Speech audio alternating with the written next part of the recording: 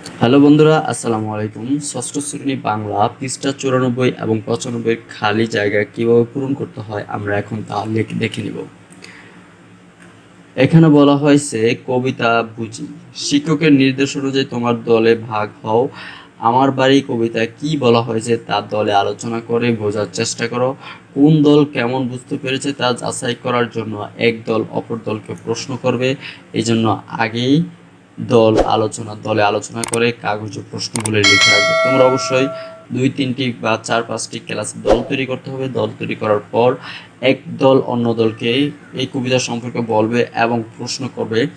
যদি প্রশ্নের উত্তর সব দিতে পারে তাহলে মনে করতে পারো যে ওই দল এই কবিতাটি পড়ছে এবং ভালো করে বুঝছে।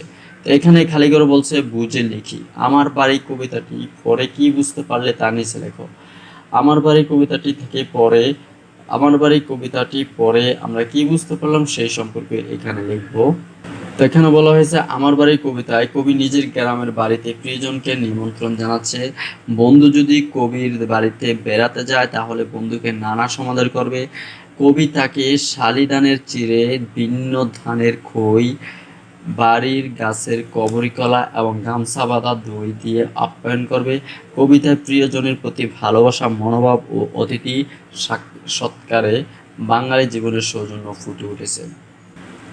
এরপর বলা হয়েছে 95 পৃষ্ঠা। 95 বলা হয়েছে জীবনের সঙ্গে সম্পর্ক খুঁজি। আমার বাড়ি কবিতার সাথে আমার জীবনের চারপাশে কোনো কিছু মিল খুঁজে পাওয়া যায় কিনা সেটা আমরা দেখব, এবং যদি দেখি তাহলে সেটা সম্পর্কে খুঁজে পাওয়া যায় তার নিচে লিখতে হবে।